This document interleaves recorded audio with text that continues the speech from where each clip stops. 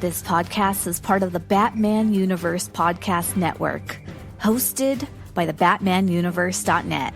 Check out everything related to Batman and the entire Bat family at the BatmanUniverse.net, including news and original content related to comics, movies, television, merchandise, video games, and more. Also, check out some of the other unique podcasts that TBU has to offer. Consider supporting this podcast by becoming a patron on Patreon. Even $1 can go a long way in supporting this content that you enjoy. Look for a link over at the BatmanUniverse.net to offer your support now. And now, on with the show.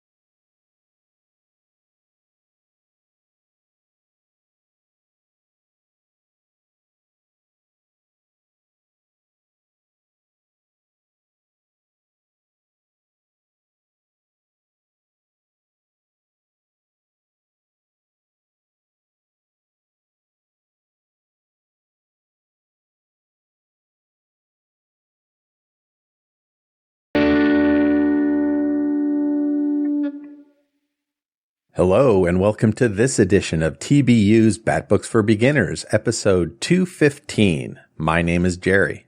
And I'm Chris. And we are your hosts. On Bat Books for Beginners, we will examine story arcs with Batman and related characters. We'll give you the historical background of the book, break down the plot and the art, and give you our opinions so you can decide for yourself if they're worth a read. Today's Bat Book Chris and I are covering is The Return and Batman Incorporated, Volume 1. So, Chris, tell us a little bit about this book. Thank you very much, Gerry. Gerry, did I detect some of the classic stylings of The Weight by the Band over there? Yes, you sure did. One of my favorite songs. One of my favorite songs, one of my sister's favorite songs. You're knocking it out of the park. Great. Wow. Oh, thank you. Thank you. It's fun to play. Yeah, my sister's a new fan now, just based on your song selection. So this is good. Terrific. We got another listener. Yes. Well, thank you very much, Bat fans, for downloading and hearing our show today. We're taking a soft pass on the classic Batman 188 today and turning our attention to Batman Incorporated. Batman Incorporated is a 264-page full-color softcover trade paperback that was originally published in January 2013 and had a cover price of $19.99. The softcover version of this trade has gone through numerous printings. There also exists a, quote, deluxe hardcover version of this edition that I'm not sure warranted the word deluxe, but there you have it. Yeah. The deluxe version was originally published in April 2012 and had a cover price of $29.99. Both versions collect Batman Incorporated Volume 1, issue numbers 1 through 8 that were cover dated January 2011 through October 2011. The first two issues were cover priced at $3.99 and the latter were priced at $2.99. This also includes a one-shot Batman Incorporated Leviathan Strikes. That issue was originally cover dated February 2012 and it was originally cover priced at a whopping $6.99. A special thanks and shout out to our good friend Ian, aka Ian Prime, for bringing that issue to our attention. We're also going to mention Batman on the Return in this podcast because this does introduce a particular character integral to our story. And if you wish to obtain this version for yourself to read, the original back issues appear to be hovering at or around cover price from online vendors. One online vendor had a copy of the hardcover for as little as $3.28 at the time of this recording, and this is available on Kindle and Comixology for $7.76. For our creative team, as per usual, I'll go off of online resources and my memory. The Batman was created by Bob Kane with Bill Finger. Our writer is Grant Morrison. Morrison has been mentioned numerous times on our podcast before. He was born January 31st, 1960, making him 39 years old. His early comic work includes the series 2000 AD. That was a UK series. I first encountered his work in the late 1980s on the title Animal Man by DC Comics, which I highly recommend finding on trade if you're not familiar with it. His other credits include Doom Patrol, JLA, and All-Star Superman for DC Comics, New X-Men for Marvel Comics. He's currently doing a great job on the Green Lantern title for DC Comics. And we have a few different artists on this book, but one I don't think we have mentioned is Yannick Paquette. I don't think he's been previously mentioned in our podcast. Paquette was born April 22nd, 1974 in Montreal, Canada, and he's 45 years old. In 1994, Yannick Paquette drew a title called Harem Nights. It was a 4-issue miniseries with writer Michael Lacombe that was published by Fantagraphic Books, adult-oriented line of comics called Eros Comics with an X. In 1996, Paquette drew 2 miniseries adapted for TV series, Space Above and Beyond, which was written by Roy Thomas for Topps Comics. And the following year, he and Thomas reunited once again to draw Xena Warrior Princess Year 1 for Topps Comics. And this would be where I first encountered his work. He has numerous credits for both DC and Marvel, including the Knight and Squire miniseries from way back in 2010. He's been nominated both for an Eisner and Schuster Award for his work on Wonder Woman Earth 1 this year.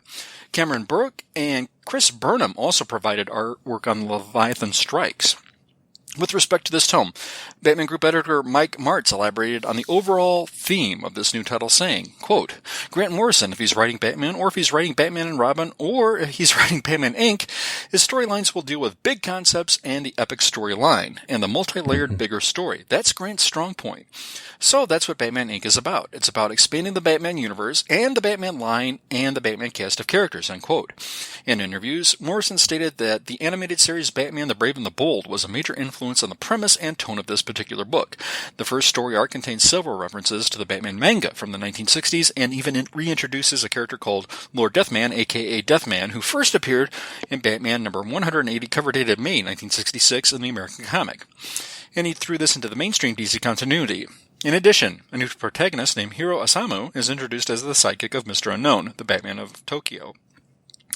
As for the commercial nature of Batman Inc., Morrison said he was inspired by real-life tools to market the image of the title character. Quote, I was looking back at the old Tim Burton Batman movie in 1989 and the way they played the symbol. It was such a major merchandising tool, so I wanted to do something that represented that, or echoed it. So Batman Inc. is the notion that Batman taking the symbol and saying, let's form an international army or team, or police force, which is endorsed by Batman and wears Batman's symbol, end quote. Over on Amazon.com, this has a rating of 3.9 stars out of 5 based on 48 reviews. And over on Goodreads.com, this has a rating of 3.67 stars out of 5 based on 4,397 ratings and 253 reviews. However, we still have to listen to Jerry's awesome recap of this story, and the key and pertinent question remains, just what does he and I think of it? And with that, I shall turn it back over to you, Jerry. Thanks, Chris. Great rundown. So we're going to talk about this story after a few messages from some of our friends. Sawate. My name is Stella, and I am the host of Batgirl to Oracle, the Barbara Gordon podcast. Batgirl to Oracle is a podcast dedicated to Barbara Gordon, the first woman to hold the mantle of Batgirl for an extended period of time, roughly 1967 to 1988. The goal of Batgirl to Oracle is to examine the character's history from her first appearance as Batgirl and continuing through her tenure as Oracle. Each episode looks at a vintage issue of Detective Comics or Batman, as well as other books like Justice League and Freedom Fighters, and modern issues of Batgirl and Birds of Prey. I also keep track of news involving Batgirl and other members of the Bat family, and I have a revolving series of segments like Babs in the Tube, which highlights appearances of Babs in TV and film, Shipper Spotlight, which looks at a variety of comic and pop culture couples, gives their history, and determines whether they are hot or not, Reading with Stella, which could be described as an audio drama, or just me reading a book that relates to Babs or doesn't, and of course, the mainstay literature recommendation.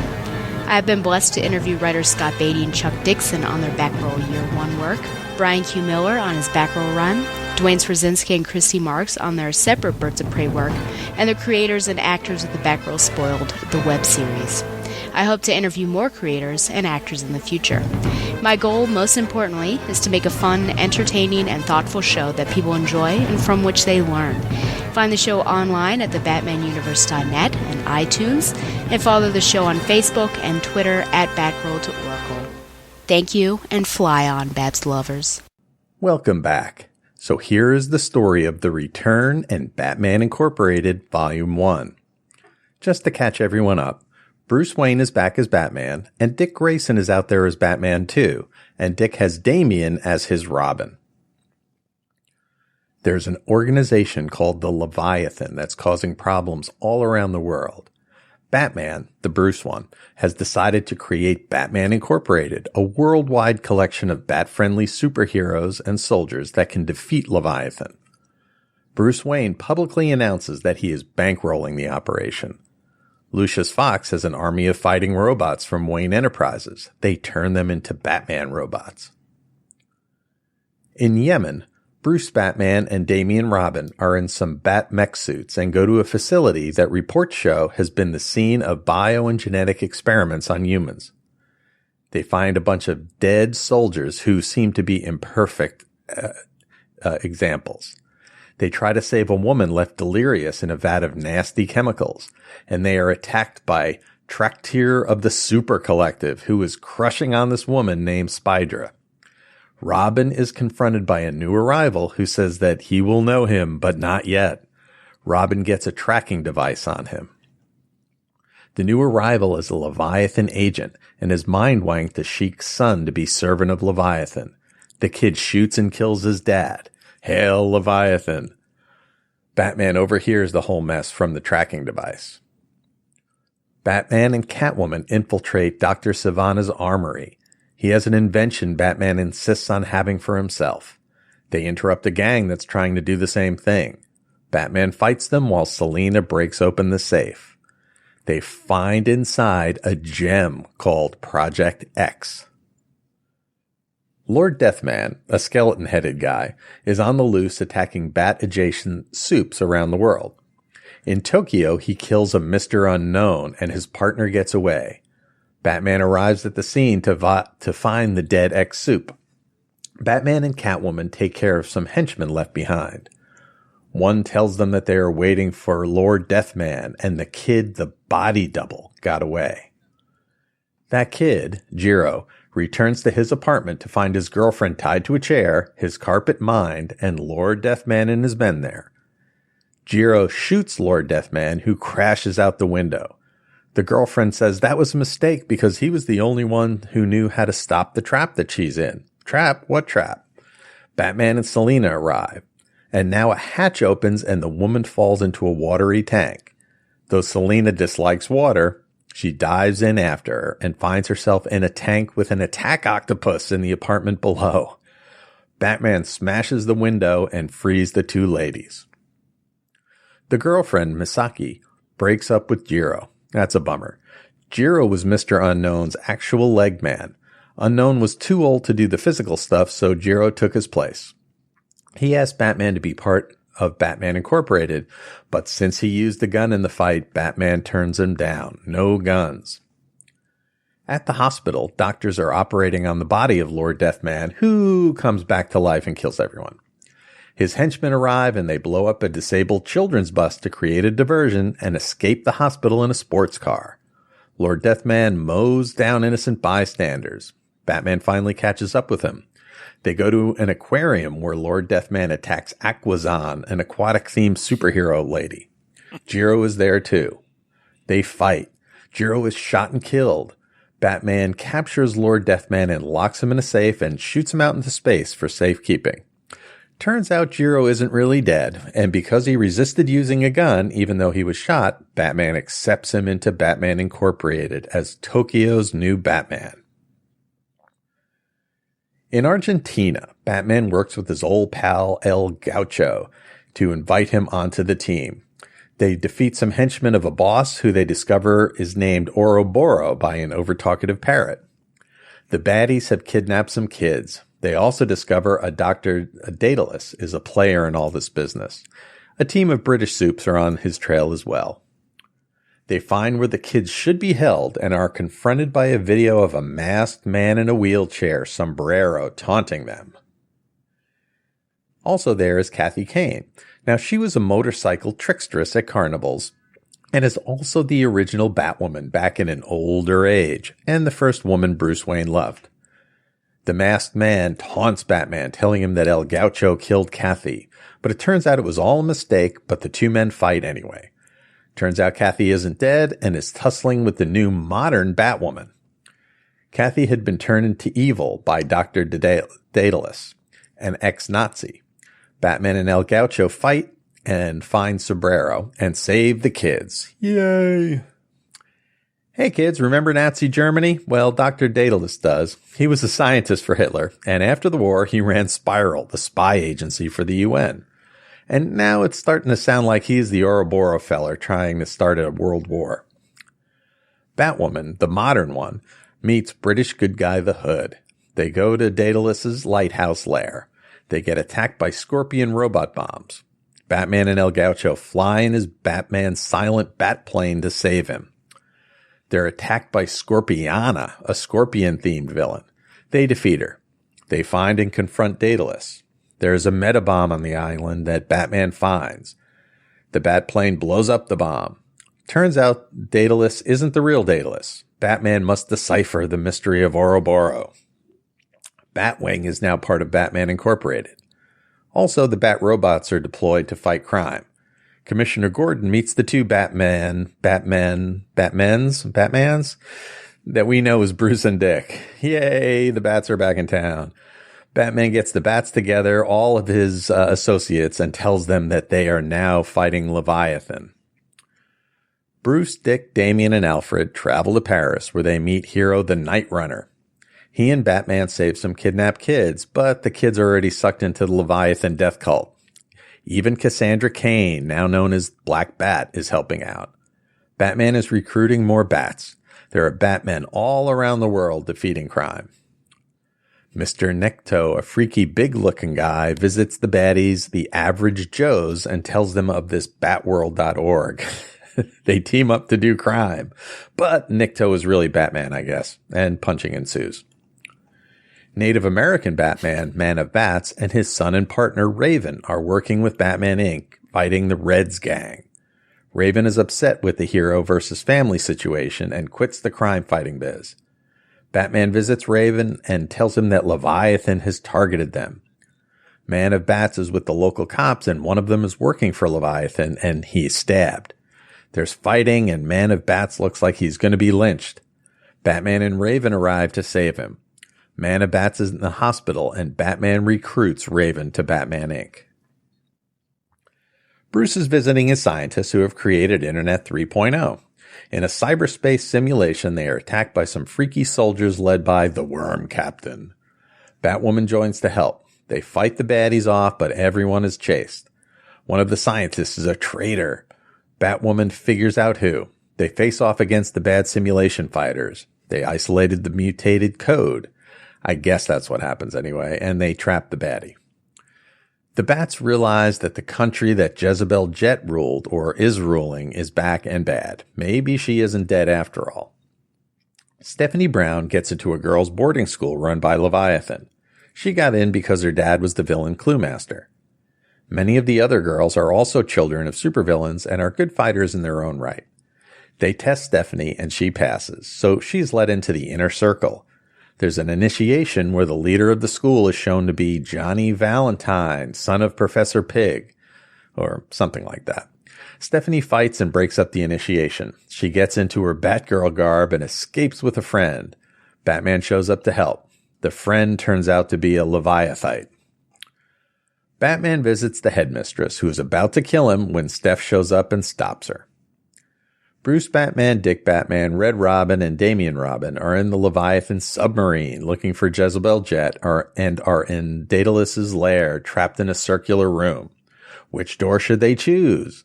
Bruce picks the white one. The door shuts behind him. He finds Daedalus and fights off his men. There's a gas that messes with your head in the room, though, and Batman struggles to fight it off. And it turns out that El Gaucho is a turncoat and fights him. Batwing figures out that Jezebel Jet isn't the leader of the Leviathan and heads off to tell Batman. Back in the circular room, baddies attack Dick, Tim, and Damian. They win. Yay. One of them was Night Runner. They had gotten turned into zombies. They get into the main room and find that Daedalus is a skeleton. He's a phony. The real Daedalus sets off bombs all around the world. Lord Deathman gets involved. Oracle takes control over the Robobats. El Gaucho goes to poison a weakened Batman, but it turns out he wasn't a turncoat after all. He gave Batman an antidote and attacks Daedalus, but gets slashed for his trouble. Batman gets tased a few times. Batman goes to stop the bomb explosion.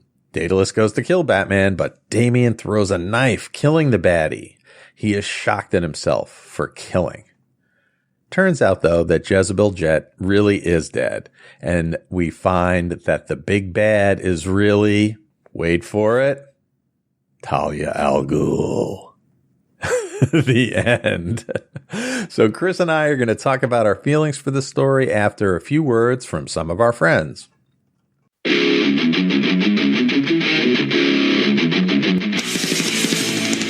Monthly.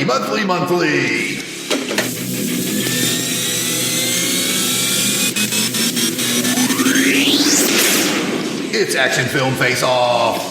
Hello, I'm Jason the Weasel Skull Ulbrich, and I'd like to tell you about a podcast I do with my brother, Jared Ulbrich, the yard sale artist. Action Film Face Off. Yes, thank you, Jared. Action Film Face Off is a podcast where my brother and I, who are both military combat vets. Jason was a Navy SEAL. Jason was not a Navy SEAL. Jason was a military intelligence weenie. But anyway, in each episode of Action Film Face Off, we select 2 different action films. Some of them have Chuck Norris. Technically speaking, none of them have had Chuck Norris yet, but it could happen because we use a randomizer set between 1970 and modern day to select our 2 films. So you'll always get 2 films, each from a different year. Our randomizer has spikes on it. We use a Google random number generator, so it does not have spikes on it. And we put the films into our Videodome arena. It also has spikes. It does not have spikes.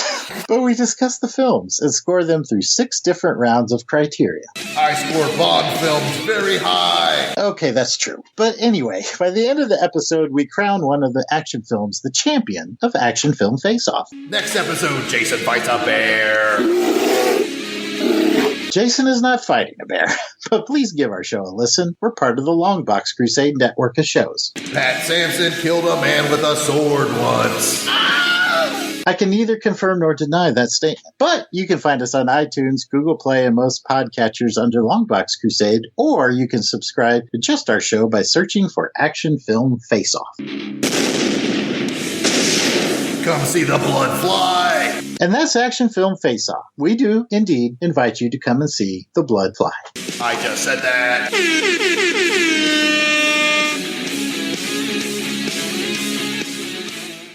Welcome back. All right, Chris, what'd you think?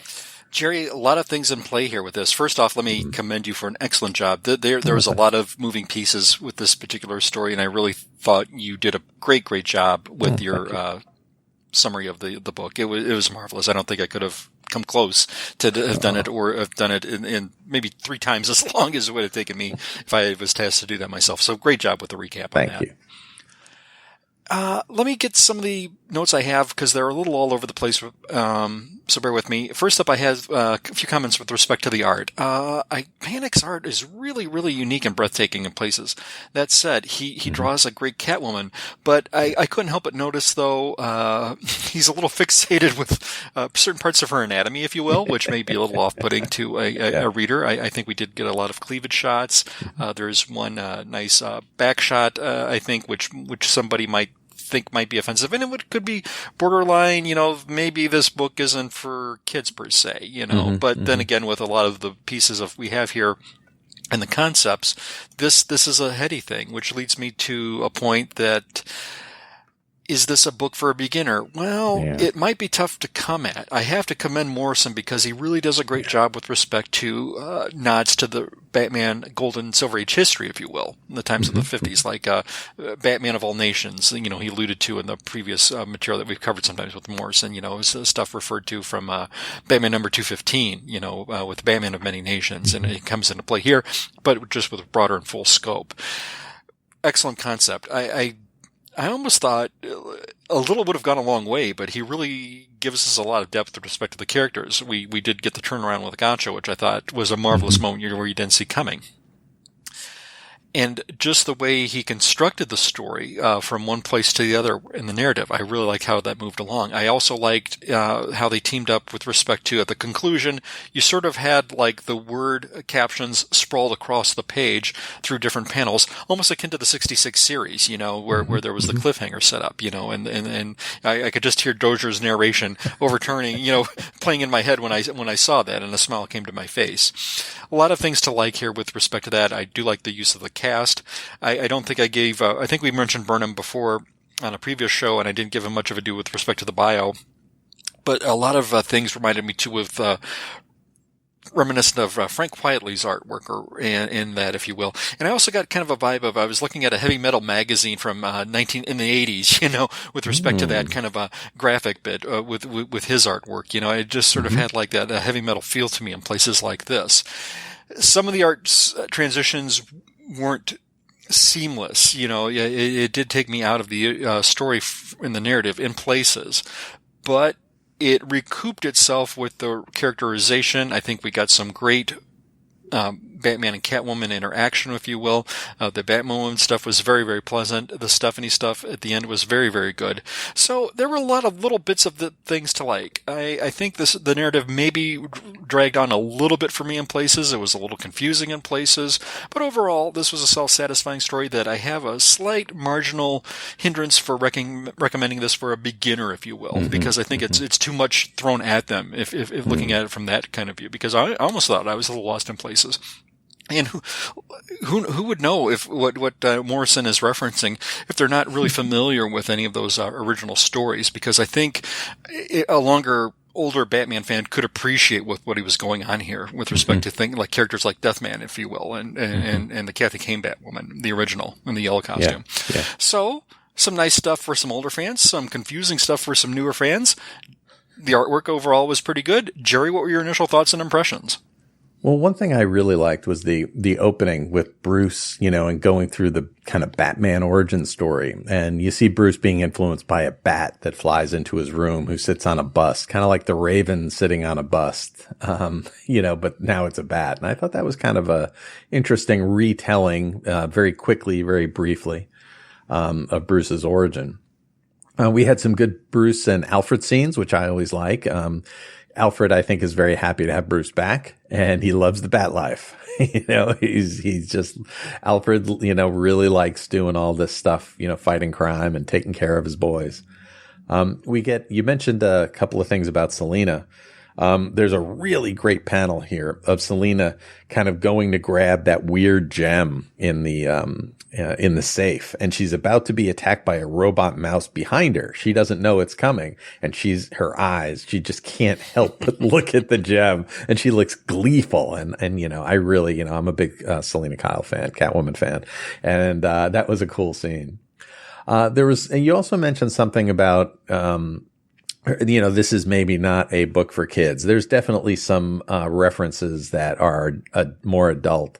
In Tokyo, we see her looking at a book and kind of looking at it upside down or sideways, making a kind of disgusted face. And, you have to figure that's some kind of, Japanese porn that she may be looking at. And then she gets dunked in with this octopus. So, there's kind of, is it hentai? What's going on here? It was never really, they didn't push it, in terms of the visuals, but it's definitely making, I think, some more adult references here. Lord Deathman was kind of fun. He used to be just plain old Deathman, but he got promoted, I guess. I did find that we see the origin of the original Batwoman. A couple of things they asked her, why do we need a female Batman? And she's, in case the Joker takes hostages and flees into a ladies' restroom. So I thought that was kind of fun. I also kind of got a kick. Bruce has set up these sock puppet accounts. So Bruce Wayne is quote unquote funding Batman Inc. And, Bruce is trying to hedge against people guessing that he's really Batman. So he sets up all these sock puppet accounts and goes into chat rooms to spread wild conspiracy theories. Oh, Bruce Wayne is Batman. And then another account that he has, says, no, that's ridiculous. And then gives you an even more outrageous, conspiracy theory. So his thinking is with all the crazy theories out there, no one will believe any of them are true. It's all just a bunch of hearsay. The one, issue 8 of Batman Inc., is when they're in the cyber world, if you will. And the art is really weird and hard to look at. I don't know if you felt that way about that issu's art. It was different than everything else. Yeah. Yeah, that sort of took me out of the story. Here we were playing along pretty much with Panic and Burnham, and then we got to this one-off story where it just sort of kind of went off the rails a little bit there with this cyber thing. And I was kind of like taken aback, like what's happening here, because it was just sort of like I don't know, was this computer generated? It looked like some of the stuff was kind of digitalized, if you will. It was a really unique take, and I don't think I've seen anything like that before. Kind of reminded me of that one graphic novel that they did back in the day with Batman, with was computer generated art. The penciler on that one was Scott Clark. Brought that up because I don't think I mentioned him in the bio, and he just did a one and done with this particular chapter, and it was just sort of this bizarre kind of thing with that. And I neglected to kind of include him on there. I should have mentioned him with respect to the art team. But he really didn't have much of a biography on that one. But we should at least acknowledge that Clark did some work on this. And it was just sort of a unique one-off, towards as the book was winding down with that one. And it was just really bizarre. It was good. And I wish I could find more about him to include in the show. But this one-off chapter was really, really unique and breathtaking artwork. It took me a while to get settled into it, but once I did, I thought that was really, really evocative. Oh, cool.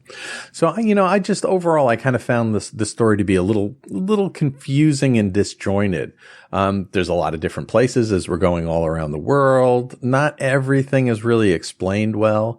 There's lots of characters. It's an introduction of a series of characters every issue. There's big bads, that are getting swapped out. We have these organizations, Ouroboros, Leviathan. We have Daedalus. We have Lord Deathman. It's just like, who are we fighting? What are they trying to do? Wow. We have people that are traitors to the Batman, but then maybe they're not. And it's just a lot of stuff kind of coming at you all the time. Leviathan, I guess it's a submarine. Were they like a prison submarine, or is it an organization? Leviathan didn't make any more sense in Dark Shadows when they tried that. So it's not really clear what's happening with it all here. I guess you just have to step back and say, okay, this worldwide organization of Batman is going to fight this other worldwide organization of baddies, and just kind of leave it at that. And whoever's, whether it's Daedalus or Lord Deathman or whoever is the big bad of the day, you just kind of gotta, suck it up and watch them fight. And I guess it's kind of interesting, at the end, Talia is the main baddie. Okay, it's just the next in the line of big bads. So, I don't know. I guess, it was just, you never really had anything to focus on. This is the thing that we're trying to defeat. It's very, amorphous, and it was really hard to get, reading a lot of pages of comic books and not really sure what you're trying to do, made it a little bit of a challenge for me to get through. Do you feel similar? How would you rate this? And, what was your recommendation, or is Gerry, it a must read? yeah. I do want to go back to one thing you said with respect to Talia. I thought it was sort of a unique character transformation with respect to this, because she sort of had a unique history with this, love interest of Batman, and just, she calls him beloved and all this, and we were kind of used to that with respect to the character depictions in the 70s and the 80s. She would be kind of like silent, but a good partner, if you will, even up into the 90s. In the TV series with the Ant-Man indie series, the animated comics. The recent one I reviewed over on the Backroad Oracle podcast. We show that Bruce still has an affection for this character.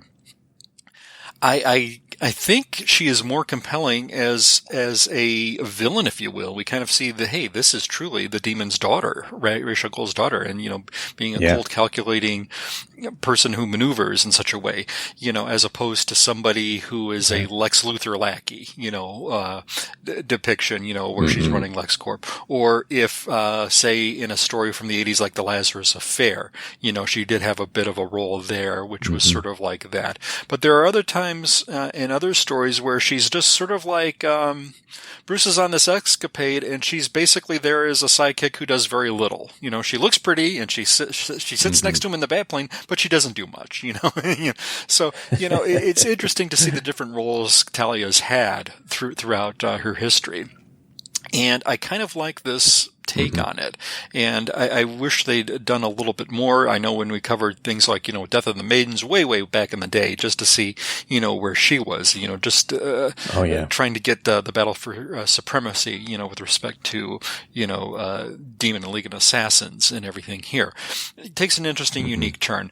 I was careful not to kind of tiptoe around the tightrope with talking about events in current comics with Event Leviathan. I don't want to basically confuse any listener who's not familiar with that ongoing story arc as we speak, which is called Event Leviathan, and they're trying to find the identity of a particular character, and it's a pretty deep mystery in a 6-issue limited series going on now, which I'm liking, but I'm not digging it as much as I thought it would. But I like the thought and the premise of the story. So I just wanted to kind of throw that out there, but not necessarily include it or reference it to the overall body of our discussion with this topic. Whew. I really thought that Morrison throws a lot out here, and so does Panic with respect to the artwork, and for that gives me points. But I think I am including personal biases, if you will. I mean, I didn't get too far without the second and third page when we get to Lord Deathman, and lo and behold, Panic is drawing a reproduction of the cover to Batman 180, which I thought was a perfectly spectacular Easter egg that I got, but. Is somebody else going to get this? Is this going to be wasted on a new reader and stuff like that? So with that, I dug it, but I don't know if anybody else would, especially a new reader. Gerry, I'm going to land probably with a rating on this of 3 out of 5 bats. I thought the overall content of bodywork was really good. A little long in places, a little stuffy in some places. But overall, Morrison has such a rich sense of history that he incorporates in the modern day, and I really commend him for doing that. Artwork was kind of up, kind of up, kind of up, kind of down, kind of down, kind of down. Overall, it was pretty good, decent. But I'm going to say it's a 3. I'm going to say it's a must-read or recommend. I think it's more of a recommend for a longer time Batman reader who's had a couple of years under his belt. And I by no means do I want to offend anybody who's a Batman fan, but I only say that because I think Morrison's throwing so much history out there that a newer reader may not be able to appreciate as a longer time reader would. I do give some, if I recommend it, I do with caution, because I think you're going to get a lot of Batman lore here, which may or may not click with you depending on how you come at it or where you came in with respect to Batman as a Batman fan. So 3 out of 5, not recommended for absolutely new readers. Older readers, yes. And Gerry, what say you with respect to a rating? And it's a must read or recommend. Well, I think parts of this are really great. I really enjoyed the Stephanie, at the boarding school. I really like that piece. I like the segment with the Catwoman and, with the Jewel and then with the octopus and all that stuff. She's fun. She was written really well, and I appreciated both of those parts. Mostly though, it's just a collection of stuff. And I was thinking, you know, some books, you know, you read them in the single issues and, you know, you say, oh, this is going to be better in trade. And I think this one maybe was better as single issues because it's, when you read them all in trade, it's just, oh, now we're going to fight him and now we're going to fight this and now we're going to fight that and we're going to team up with this person. You know, the overarching theme is loose, this Batman Incorporated idea. And it was just hard to really get focused on. So I think in a given issue, you can have one bad and have one person you're teamed up with and you can appreciate that. Oh, you know, El Gaucho, you know, great comic. Now we'll go on to another one and, you know, we're going to be teamed up with this person and that's fun. But altogether, it's just a wash of fighting and things to solve. You know, is Lord Deathman the bad guy? Or is it Daedalus? Is it this weird Star Wars looking dude? And it, you know, is it Jezebel? Is Jezebel still alive? And no, it's Talia. And I think it would be one thing if there was like a mystery or some kind of like hints or something throughout, you know, where you're trying to figure out who it is, but it's really just a reveal. You know, it could have been anybody. It could have been Joker. It could have been, you know, Penguin. It could have been, you know, literally anybody. It's just, oh no, it's going to be Talia. Okay, great. So I think I'm going to bring this around the same place you are. I think I'm going to bring this in at a 3.0. I think it's a solid story. I think it's, you know, reasonably well told, and really well told in parts. But I think overall you know, it's a lot to kind of get through. I don't think anything happens here that is a must read. And like you, I would just recommend this for somebody that had maybe a thing about, you know, wanting to, read about one of these particular characters, which there are some great ones, you know, in here. Anna Bats, is a great character. But, you know, overall, I just wouldn't say for the average beginner that this would be a good one to get involved with. Oh, well. Oh, well. Well, that's what we have to say about this issue or about this trade. But, you know, we go out there a lot on the various interwebs and podcasts and various things and talk about all kinds of comics books and other related stuff. And one of the things that you do, Chris, you are reviewing Batman Adventures and doing some other things at the Batgirl to Oracle podcast. Could you tell us a little bit about that? Thanks so much, Gerry. Stella, who's the host of Batgirl to Oracle, is currently flagging out some potential new co-host, which she recently had Shag, the irredeemable Shag, on her last show. And she asked her listeners to rate his performance, so go out there on Twitter and give him a score if you could. And my segment on the show, Stella has dubbed Chris's Cornucopia of Curiosities, where I do look at the Batman Adventures title based on the 90s animated series. And I think they're marvelous one-and-done stories that were told, and I think they're very underrated. So I am doing a deep dive into look at that particular tome with some fantastic artwork and some really enriching stories. Also, I have a segment within a segment called Night Watch, where I'm looking at the current Nightwing title from a shipper's perspective. So I'm having a lot of fun with that as well. And Gerry, I gotta hand it to you because you're also busy as well. Because I'd like for you to tell the listeners where they can find you on Twitter and a couple of the other podcasts out there that the listeners can hear your marvelous voice on. Oh, thank you. So on Twitter, you can get me at Professor Frenzy, and over there on Twitter, I tweet my weekly comics. We talk a lot about indie comics and also Dark Shadows and live tweet horror movies at the hashtag Svengoolie, which is awesome. I got to meet Svengoolie at New York Comic-Con day before yesterday. So that was super exciting. And I also do a segment on the podcast Monster Kid Radio where I cover EC horror comics. And I do a story every episode of that, which is weekly. And I'm having a lot of fun. I love those EC horror comics. Just did a couple of really, really good stories.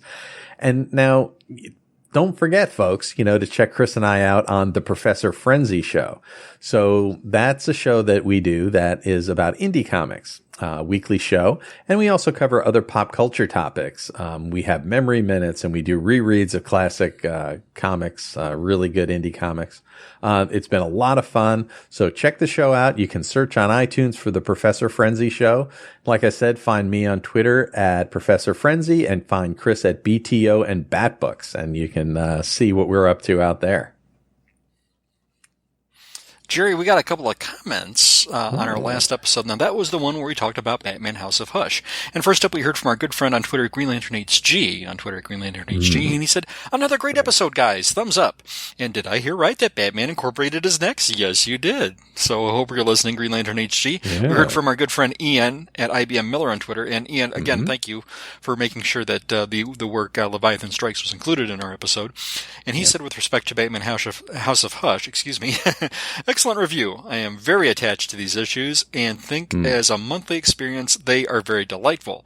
The Carpenter is just such a funny villain, and the way Denny sketches out the corners of Gotham is creative and sharply observed. And I agree with you so much, Ian. And that was something that really caught me off guard when I looked at it initially, but I think you make an excellent point. And Gerry, we also got some likes and retweets on our past episode. We heard from Into the Weird at Into Weird. That's a podcast and blog celebrating the Bronze Age of Marvel Comics. It's run by Billy D_Licious and Dark Long Box. Thank you so much, guys. And thank you, Herman. We appreciate that. We heard from our good friend I Was Joe Crawford at I Was Joe. We heard from Clinton Coffee and Comics at Coffee Comics BLG. We heard from Christopher Hamby at Chris Hamby Films. We heard from DC Now. That's a DC fan podcast, and you can find their Twitter handle at now_podcast. Awesome. And again, Green Lantern HG, thank you so much.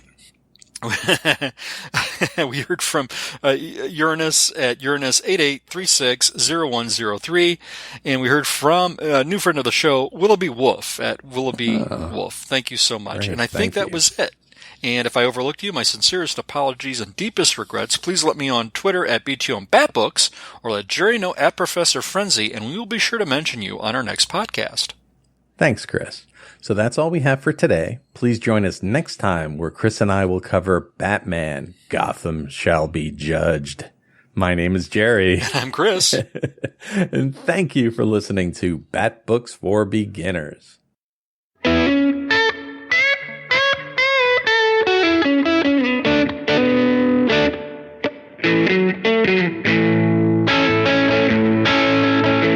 don't use your words, but we all get what you say. You're raised to kill, but you'd rather die and save the day. Hey, Cassandra, wait, don't go out upset with me. But do me a favor, return when we start a big bat company. You can go, Cassandra, you can go be free. You can go, Cassandra, but don't forget that family.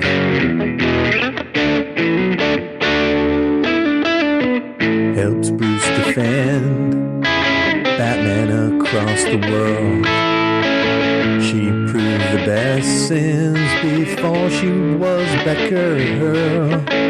You can't beat her up or best her. You know they tried even Batman. She knows her home is the manor and goes there whenever she can. You say, you can go, Cassandra. You can go be free. You can go, Cassandra. But